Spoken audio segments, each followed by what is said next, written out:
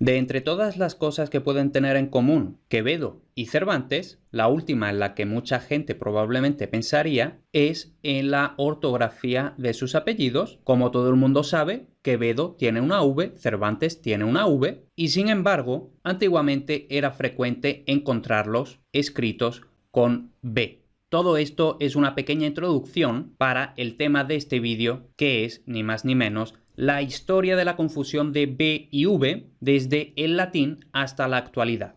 Recorreremos la historia de las grafías y de los sonidos que representaban desde el mismísimo latín hasta el siglo XXI, pasando por el castellano de la Edad Media y el del siglo de oro, la fundación de la RAE, etc.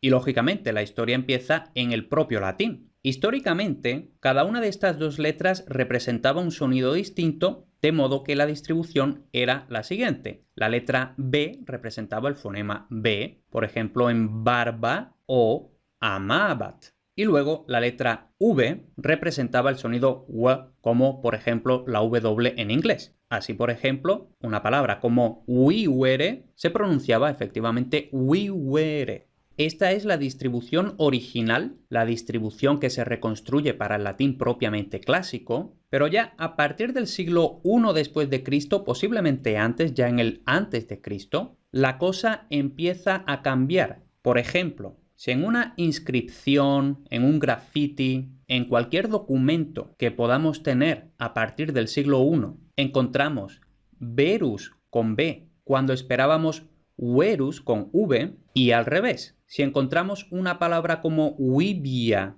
VB, escrita las dos con V, eso nos está diciendo que la gente pronunciaba igual lo que originariamente eran dos sonidos distintos. Y de ahí que la gente de menor educación se confundiera al escribir. Tenemos dos letras distintas para lo que todo el mundo pronuncia con un único sonido, entonces es cuestión de pura memorización saber que se escribe con B y con V.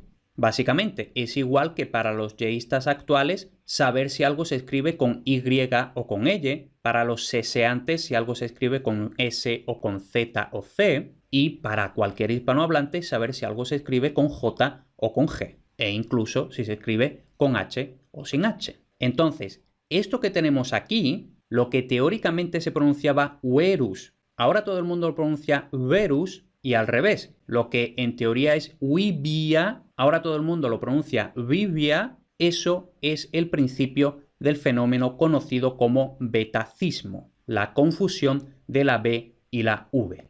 Entonces vamos a resumir el cambio hasta el momento. La B intervocálica, entre vocales, pasó a pronunciarse B, no B, sino B. Entonces, por ejemplo, lo que en principio era amabat, ahora es amabat. Y por otra parte, la V, que como hemos dicho se pronunciaba V, en cualquier contexto fónico, no solo en posición intervocálica, se pronunciaba de la misma manera, V, de modo que vivere pasó a vivere. Eso, como digo, ya se daba en el propio latín como muy tarde, siglo I después de Cristo. Y antes de seguir con la evolución hacia el castellano, vamos a ver que este sonido V en muchas lenguas romances evoluciona a V. Entonces lo vamos a ver con ejemplos en italiano. Este sonido V, procediera de B o V latina, va a evolucionar a V. Así, por ejemplo, italiano. Del latín amabat, ya con esta V, tenemos el italiano amava. Entonces vemos que esta B intervocálica latina en italiano V. Pero también cualquier V latina en italiano pasa a V. Entonces, del latín vivere, italiano vivere. Por otra parte, tenemos que la B latina que no fuera intervocálica, que no estuviera entre vocales, permanece como B. Así, del latín barba, vemos que ninguna de estas Bs está entre vocales. Italiano, barba, permanece con B. Y de la misma forma o bastante parecida que en italiano, va a pasar en otras lenguas romances, no así en castellano. Entonces, hay una famosa frase de Julio César que dice: Beati Hispani, quibus vivere vivere est. Es decir, afortunados los hispanos para quienes beber es vivir. Entonces aquí la gracia de esta cita es que la confusión de be y v hace que los dos verbos beber y vivir en latín, vivere y vivere, como ha habido esta confusión de be y v, ahora se pronuncien igual, vivere, vivere. Por eso, beber es vivir. Esta es una frase relativamente conocida, atribuida a Julio César, pero cualquiera mínimamente escéptico supondrá que esta frase es falsa, o al menos no la dijo Julio César, Gayo Julio César, el conquistador de la Galia. Si acaso la dijo Julio César, pero no Gayo, sino Julio César Escalígero, un italiano del siglo XV-XVI, atribución también sin confirmar, pero que sí tiene algo más de sentido. Vamos a verlo. Según lo que hemos explicado hasta ahora, con esta confusión de B y V a partir del siglo I, los dos verbos se supone que se pronuncian igual, ¿no? Vivere, vivere. Y sin embargo, esto no es tan así. En primer lugar, porque la I del segundo verbo es larga. Pero bueno, eso lo podemos salvar. Vamos a suponer que eso es hilar demasiado fino. Lo más importante es que realmente no se pronuncian igual, porque la primera B de vivere, que significa beber, no es V, sino B, oclusiva. Entonces, así.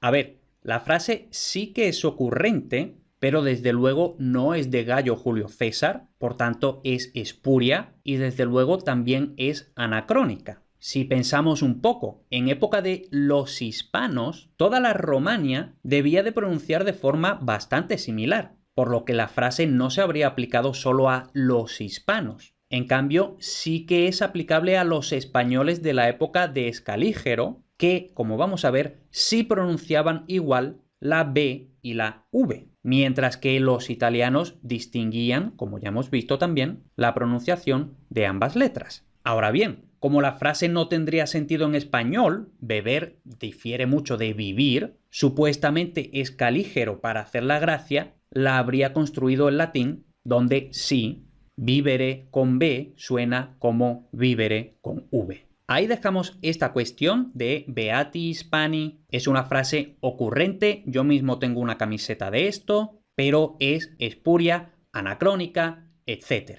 Dicho todo eso, proseguimos con la evolución castellana. Hemos dicho que en muchas otras lenguas romances esta V evoluciona a V. En castellano esto no va a ser así. ¿Qué ocurrió en castellano? La V, ya viniera de B intervocálica o de V, se fonologiza, es decir, se convierte ya en un fonema propio que se escribía en la Edad Media con V o realmente más frecuentemente con la U. Así, del latín amabat, vamos a tener el castellano medieval amaba, ojo, no pronunciado con V, sino con V, amaba, no amaba. De la misma forma, del latín vivere, vamos a tener el español vivir. Ojo, no vivir, sino vivir. Luego, del latín B, procedente de B no intervocálica, seguiremos teniendo B escrito con B. Entonces, de barba vamos a tener barba, tal cual, sin cambio. Y luego, además, vamos a tener que B del castellano medieval también puede proceder de una P intervocálica del latín, de modo que, por ejemplo, del verbo capit, vemos que la P está entre dos vocales, posición intervocálica, es lo que da el castellano cabe. Es decir, resumiendo, en castellano medieval podemos tener el fonema B, escrito con B, que podía provenir de P intervocálica latina, caput, cabo, o de B no intervocálica, barba, barba. Y luego tenemos el otro fonema, V, escrito con V, ya hemos dicho realmente más frecuentemente con U, que podía provenir de V latina. En cualquier contexto, así, latín clásico, vivit,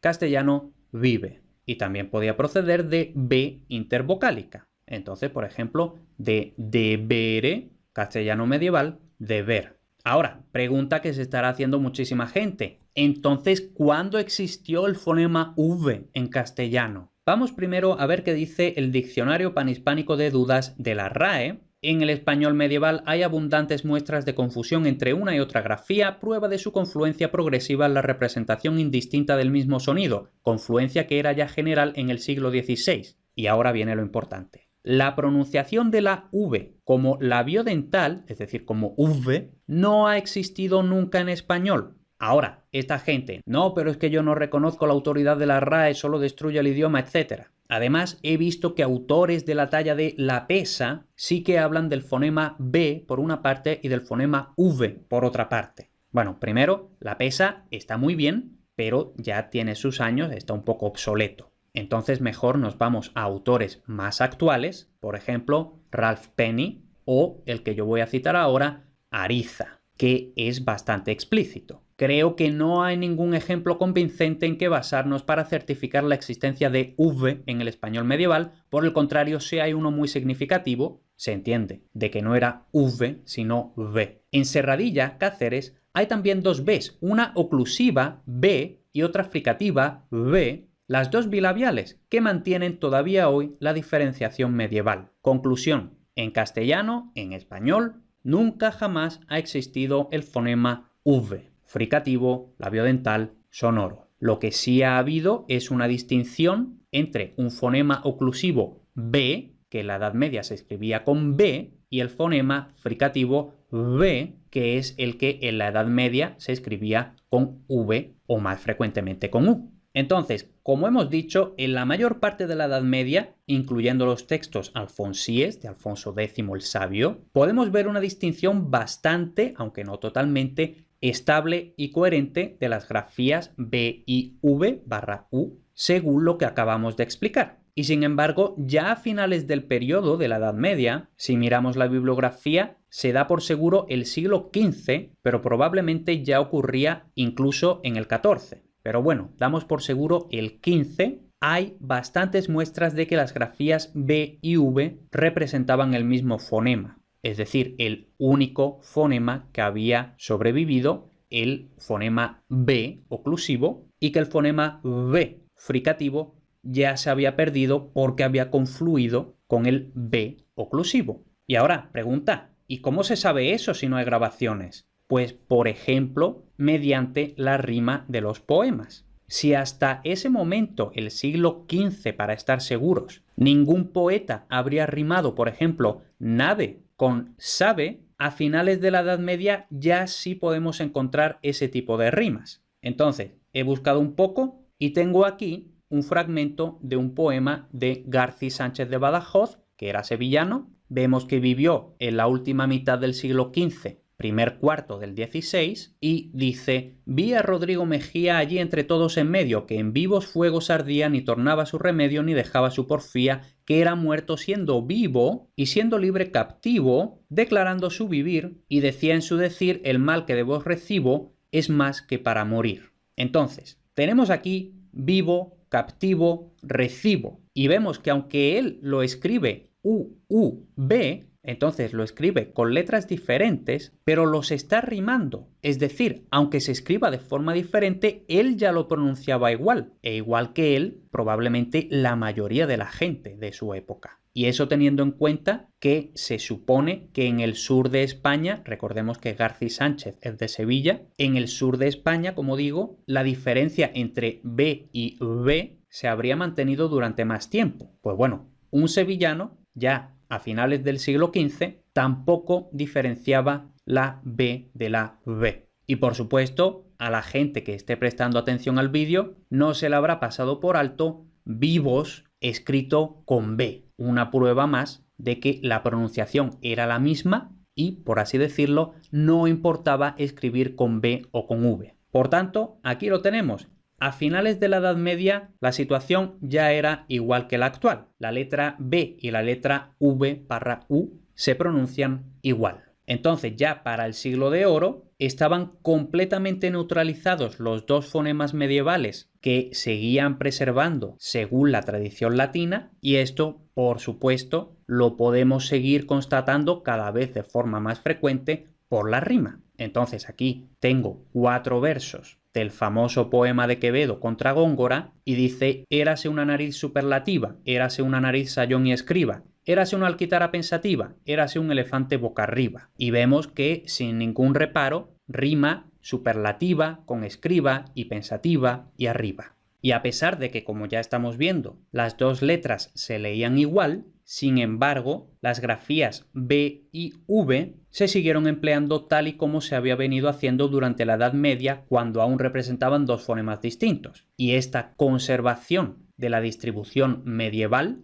era por simple tradición. Es decir, todavía no existe la RAE, todavía no hay una ortografía estándar. Entonces, nosotros en el siglo de oro todavía seguimos escribiendo como se escribía en época alfonsí. ¿Quiénes somos nosotros para escribir de otra forma? Entonces, eso lo vamos a ver bastante bien. Tenemos el verbo amabat en latín con B y pronunciado con B. Esta B intervocálica ya en el propio latín a partir del siglo I se aflojará a V y eso es lo que vamos a tener en el castellano medieval. Amaba escrito con V. Luego, en el siglo de oro se sigue escribiendo con V, simplemente porque en la Edad Media se escribía con V, pero el fonema ahora era B. Y eso es exactamente igual en el siglo de oro que en la actualidad. El fonema B oclusivo, aunque vemos que la ortografía ha cambiado. Ahora lo escribimos con B. Entonces, otra pregunta. ¿Por qué seguimos escribiendo B y V si se pronuncian igual? Acabamos de ver que en el siglo de oro, incluso antes, ya habían dejado de pronunciar de forma diferente, exactamente igual que en la actualidad, pero seguían manteniendo la ortografía medieval, incluso en casos en los que difiere con la ortografía actual. Entonces, siglo de oro, pronunciación como la actual, pero ortografía según la pronunciación medieval, mientras que actualmente tenemos la ortografía según criterios etimológicos. Hemos dicho,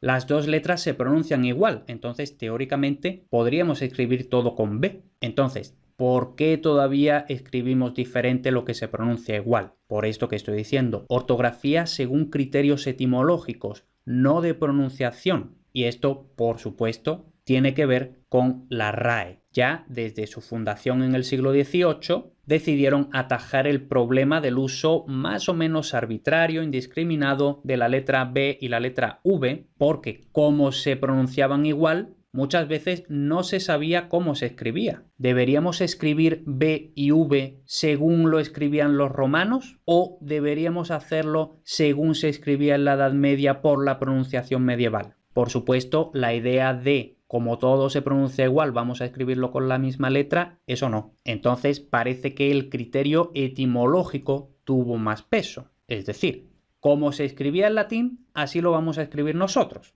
De esta forma, si en latín amaba se escribía con B, nosotros lo vamos a escribir también con B, aunque en la Edad Media y en el siglo de oro se escribiera con V. Lo importante es la ortografía latina. Y de la misma forma, si el latín se escribía con V, nosotros lo vamos a escribir con V. Y todo esto a pesar de que, como vemos en la transcripción fonética, la pronunciación de la B y de la V es exactamente la misma. Entonces, básicamente, esto es el criterio etimológico que siguió la RAE a partir del siglo XVIII. Eso sí, hubo algunas excepciones, ya fuera porque la RAE no conocía la etimología o porque la grafía antietimológica, es decir, la grafía al revés, lo que en latín era con B, pero casi siempre en español se escribía con V y viceversa, estaba demasiado arraigada. Y entonces estas grafías antietimológicas muy arraigadas permanecieron antietimológicas. Por ejemplo, abogado, que en español se escribe con B, tenía una V en latín. También buitre viene de vulture, con V en latín.